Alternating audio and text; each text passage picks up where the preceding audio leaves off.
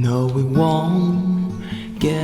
Bien, pues continuamos en Tarde tras Tarde, como ustedes han podido comprobar con las palabras del alcalde José Luis Quintana. Tenemos que estar prevenidos para lo que pueda venir, y ahí en esa línea van los consejos que nos ha dado esta tarde don José Luis, el alcalde de nuestra ciudad. Seguimos, y lo hacemos pues yéndonos hasta Zaragoza, precisamente porque Zaragoza ha vuelto a fase 2, esa fase que nosotros dejamos hace tiempo, pero que no estamos muy lejos de volver a ella si las recomendaciones que nos hacen las autoridades no se llevan a la práctica. Nos vamos a ir hasta una residencia de ancianos en la ciudad de Zaragoza y vamos a hablar con un médico que se llama Blas Martínez, a quien ya pasamos a saludar. Blas Martínez, buenas tardes. Hola, buenas tardes. Les decía a nuestros oyentes que Zaragoza ha vuelto a la fase 2, una fase que a nosotros nos resulta lejana, pero que puede volver a estar cercana en el momento en que no cumplamos las recomendaciones que nos dan las autoridades sanitarias de las comunidades autónomas, o bien en este caso por áreas de salud de las distintas consejerías de sanidad de las autonomías. Bueno, la verdad es que nosotros ya llevamos varios días viendo que el aumento de la COVID va cebándose con nosotros. De hecho, en nuestra prensa local marcaban como 367 casos nuevos, de los cuales ya los hospitales están empezando a llenarse. Había casi 300 personas ingresadas en los hospitales. Hay 27 personas ingresadas en la UCI. Entonces, toda esta situación hace que nos tengamos que volver a replantear pues que el virus sigue con nosotros, y que la verdad es que tenemos que tomar medidas oportunas, y esas medidas no solamente son de las autoridades, tienen que ser de todos nosotros, y repito, todos, desde el más joven al más anciano, porque si no, la verdad es que la situación se nos puede volver a descontrolar. El doctor Blas Martínez es médico en una residencia de ancianos. ¿Qué medidas tomáis desde las residencias de ancianos, en este caso con la experiencia de la primera oleada que ha tenido el virus, ya adentrándonos en una segunda oleada que pueda venir, o en esto de volver a la fase 2 para poder atender mucho mejor a los usuarios de estas residencias de ancianos? Bueno, nosotros tenemos por un lado una autonomía propia, pero también dependemos de salud pública, que es la que suele marcar las normas básicas que nosotros tenemos que cumplir. De hecho, nosotros ya hace un tiempo que en Zaragoza se prohibió la salida de nuestros residentes fuera de la residencia, y se limitó la entrada de las familias a visitar a sus seres queridos. De hecho, actualmente solamente se permite entrar a una persona, máximo de estar 1 hora, y con todas las medidas de prevención, calzas, delantal, guantes, mascarilla, etcétera, etcétera, que también todos los trabajadores llevamos. Intuyo que una de las situaciones más difíciles, tanto para los usuarios como para los familiares de los mismos, está centrado en esa expresión de cariño que muchos hijos quisieran dar a sus padres, y por los que me imagino tienen que pasar como muy de puntillas en estos momentos para evitar posibles contagios, y a lo mejor las propias residencias de ancianos, los propios geriátricos, tienen hasta prohibido este tipo de contacto. Sí, nosotros el contacto lo tenemos prohibido ya desde hace bastante tiempo. De hecho, la proximidad hay que mantenerla, lo de darse unos abrazos y unos besos ya tenga que esperar hasta un mejor momento. Hay que mantener las distancias de seguridad de 2 metros y, por supuesto, no tocarse y llevar las mascarillas y todos los métodos que todas las autoridades nos están marcando como métodos de protección. ¿Cómo viven nuestros ancianos en una residencia de este tipo, que evidentemente está pensada para que no se sientan solos, para que se sientan acompañados de prácticamente aquellos que han convivido y han tenido la misma experiencia, han compartido una edad, han compartido unos momentos en la historia, y que en estos momentos pues bueno, pasan por estar confinados en un edificio, pero poco sabemos cómo es la vida dentro de esas paredes? es que el virus del coronavirus es un virus muy cruel y nos ha hecho que la vida de nuestra sociedad, que consideramos ya prácticamente superada en todo, pues nos ha hecho ver que a nivel viral pues estamos prácticamente con la época de las cavernas. Quiere decir, nosotros tenemos pocos métodos y pocos fármacos para matar un virus. Quizá el SIDA puso en marcha una serie de fármacos para matar los virus, pero tenemos poco más. Y tenemos que tener presente una cosa. Daos cuenta que cuando empezó la pandemia y cuando se empezó a difundir la enfermedad, todos los medios de comunicación estaban publicando que nuestros mayores eran los que tenían más riesgo y que cada día nos aparecían una cantidad cada vez más creciente de personas mayores que se nos iban. Quizá nosotros tenemos dos tipos de mayores. Hay una serie de mayores donde sus enfermedades mentales son muy graves, muy profundas y que tienen quizá poco contacto con la realidad. Quiere decir, están muy demenciados. Y estas personas, la verdad es que esta información no cala. Ellos no son capaces de procesar este tipo de información y por lo tanto ellos no son muy conscientes de lo que está pasando en su entorno. Pero sí que tenemos una serie de residentes que por sus capacidades físicas muchas veces no pueden estar en su casa, pero que sí que mentalmente están perfectamente sanos. ¿Qué ocurre en estas personas donde todos los días se les está diciendo que las personas de su edad tienen mucho riesgo y que se están muriendo? Pues nosotros notamos y empezamos a detectar que estas personas estaban mucho más nerviosas, estaban mucho más demandantes, estaban deprimidas. De hecho, tuvimos que aportar mucho tratamiento antidepresivo, porque al fin y al cabo los medios de comunicación te estaban diciendo un día y otro que el ser mayor equivalía a que te podías morir. Y esto todo el mundo lo estaba oyendo en la televisión, porque prácticamente no había otra información que esa. Como comprenderás, esto puede llenar de miedo, de terror, de pánico, de depresión a una serie de personas que se ve protagonista de esta situación. No, la verdad es que es para pasarlo realmente mal, porque sabes que estás en el punto de mira y que el próximo puede ser cualquiera, y más cuando hay residencias geriátricos donde hemos visto que casi se miraban de reojos uno tras otro cómo iban cayendo durante la primera oleada de la pandemia, ¿no? Yo la verdad es que la primera oleada fue muy dramática. Nosotros entramos muy tarde porque pusimos unos métodos de protección muy intensos, pero cuando se entra, la verdad es que el miedo, el terror, la angustia, no solamente afecta a los residentes, que evidentemente ellos se dan cuenta y son conscientes, sino también a los propios trabajadores. Yo como profesional, a mí me tocaba estar auscultando a un palmo a una persona que tenía una insuficiencia respiratoria muy grave, que tosía como un descosido, y que pues también eres consciente de que te puedes contaminar y que también tu vida puede estar en peligro. Y eso, yo la verdad es que como mi experiencia, la primera hora o la primera media hora, decías, a ver qué tengo hoy.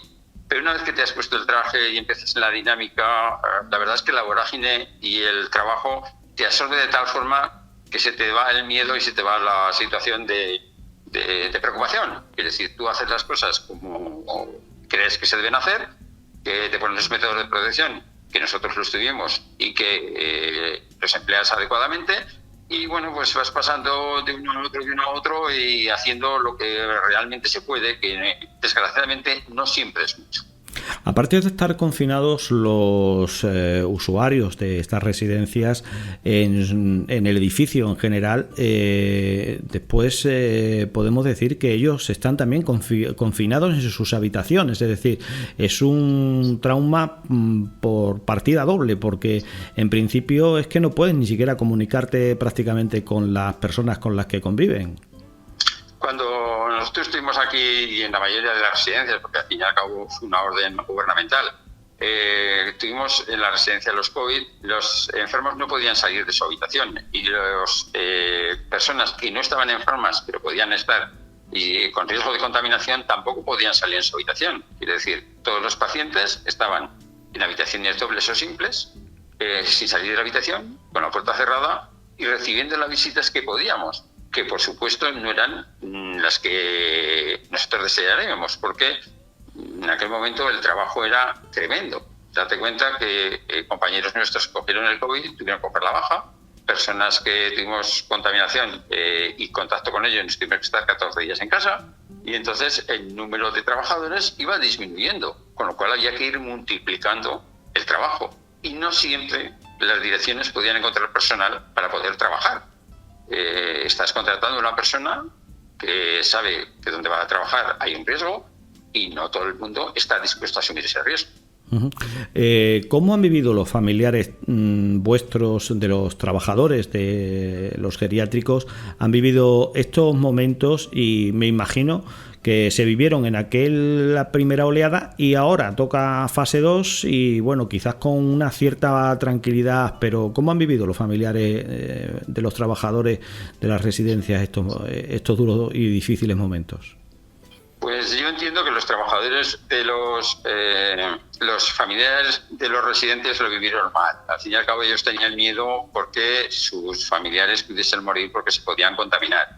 Pero date cuenta que nosotros también tenemos familia y nuestras familias pues también tenían su digamos que mucho miedo porque nos pudiese coger en la residencia.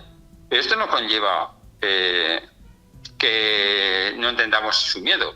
La verdad es que la mayoría de los trabajadores, o muchos de los trabajadores, lo que optamos, de hecho el Colegio de Médicos, el Colegio de Enfermería, empezó a ofrecer determinados puestos donde nosotros al salir de trabajar podíamos ir allí.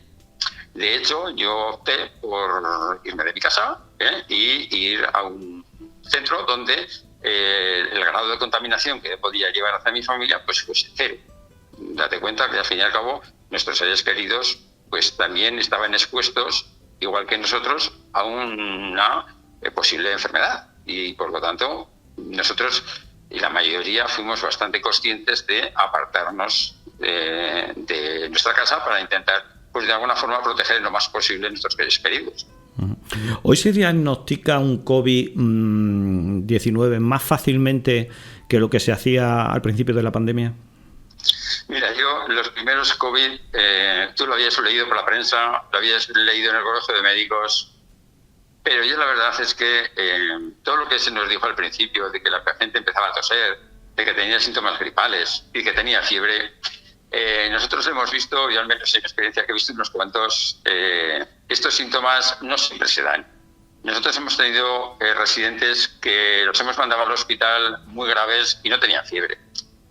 Yo he visto debutar un COVID a nivel con síntomas digestivos. De hecho, nosotros al principio no lo conocíamos, pero muchos de los trabajadores debutaron evitando o diciéndonos que las comidas no lo sabían a nada y que ellos serían capaces de oler perfectamente su entorno. Entonces, la verdad es que el COVID que nos contaron no es lo que hemos vivido.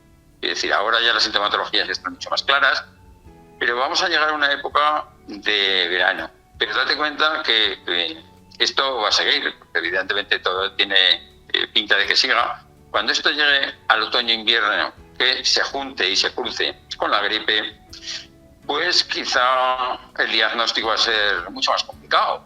De hecho, yo con los compañeros que hablo dicen, no, si al final va a ser todo COVID, o todo lo entenderemos como COVID, porque no te puedes fiar de que un COVID se te escape pensando que es una gripe o un catarro. ¿Y los tratamientos están más depurados? Todos los médicos que tratáis con el COVID, bueno, los que estáis en residencias de ancianos como los que están en hospitales, ¿el tratamiento está ya prescrito de cara hacia un posible COVID en positivo? Bueno, actualmente ahora mucho funciona con los protocolos. Es decir, nosotros tenemos determinados protocolos de actuación o determinados protocolos de tratamiento. De entrada hay que pensar que no hay un fármaco que sea específico para el COVID. Es decir, no hay ningún fármaco que doy esto al COVID y este COVID se me cura. No es un antibiótico que pueda matar una bacteria porque el COVID no es una bacteria. Al fin y al cabo está producida por un virus. Contra los virus hay pocos fármacos efectivos. Entonces sí que hay mucho tratamiento sintomático. Es decir, actualmente se están dando pues, algunos antibióticos como la citromicina, se está dando mucho determinados anticoagulantes, porque se ha visto que al final producen trombosis y con eso evitamos las trombosis. Se están dando antiinflamatorios y se están dando, por supuesto, antitérmicos cuando hay fiebre, o bien se están dando corticoides. Quizás son las 4 o 5 fármacos estrellas que se están empleando ahora.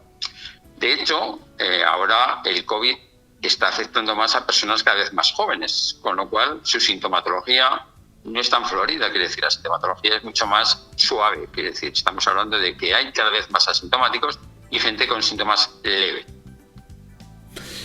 Pues doctor Blas Martínez, desde Zaragoza, trabajando en una residencia de ancianos, en estos momentos en una ciudad que se encuentra en fase 2. Pues muchísimas gracias por compartir con nosotros esta experiencia de cara hacia el mundo sanitario y poder conocer un poco cómo trabajáis todos aquellos que estáis ahora mismo pues en primera línea de batalla. ¿Algún consejo quizás para poder, aquí que estamos en Extremadura, con ciertos brotes, como nos comentaba el alcalde José Luis Quintana, por ejemplo aquí en Don Benito, en otras ciudades de Extremadura, pues quizás más incipiente el tema de los brotes del COVID, para poder nosotros transmitirlas a nuestros conciudadanos? Yo la verdad es que si nosotros queremos que esto se controle de alguna forma, quizá todos nosotros tenemos que ser los responsables y tenemos que ser autorresponsables. Es decir, no consiste en que me digan que me ponga la mascarilla y que cuando la policía no me ve me la quite. No consiste en que nuestros jóvenes se vayan de botellón. No consiste en que se vaya a una discoteca o que se vaya a una fiesta familiar con 40 personas sin mascarilla. Las mascarillas se ha visto que son tremendamente eficaces, que la higiene de las manos es tremendamente eficaz, pero quizá lo más eficaz es el sentido común. Y el sentido común dice que es un virus que se transmite por vía respiratoria y que nosotros tenemos que poner todos los medios para que este virus no llegue a nuestra vía respiratoria. Tanto las mascarillas, como evitar aglomeraciones, como evitar quitármela en momentos inadecuados, como cuando estamos 3 amigos nos quitamos la mascarilla porque estamos más cómodos. Bueno, nadie te garantiza que ese amigo no te pueda transmitir el COVID y tú lo puedes llevar a su familia. Nuestros jóvenes quizá no piensan que a ellos no les va mucho, porque al fin y al cabo ellos no tienen una sintomatología muy grave, pero cuidado. Tienes en casa una familia y puedes tener abuelos, y si verdaderamente los quieres, tienes que poner los medios suficientes como para que el COVID no les llegue a ellos. Pues doctor Blas Martínez, muchísimas gracias por compartir con nosotros, como les decía, esta experiencia y que todo vaya bien y que pronto ahí en Zaragoza pues podáis pasar de esta fase 2 y todo el mundo empiece un poco a tener esa cierta normalidad hasta que aparezca un medicamento efectivo o una vacuna efectiva que todo el mundo pueda utilizar. Muchísimas gracias. Bueno, buenas tardes. Gracias a vosotros. Y nosotros nos despedimos. Un fuerte abrazo a todos los que estuvieron escuchándonos. Mañana a las 7:06 les esperamos. Estaremos aquí, los mismos, los que hacemos tarde tras tarde. Saludo de quien estuvo con todos ustedes, Adolfo Sánchez.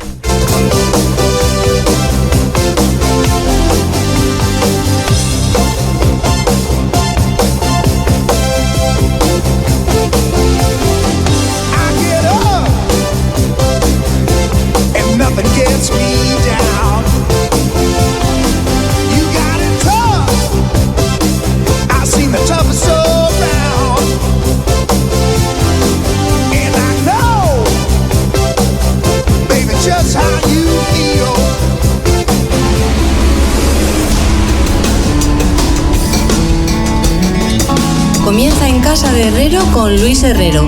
Conectamos con Es Radio.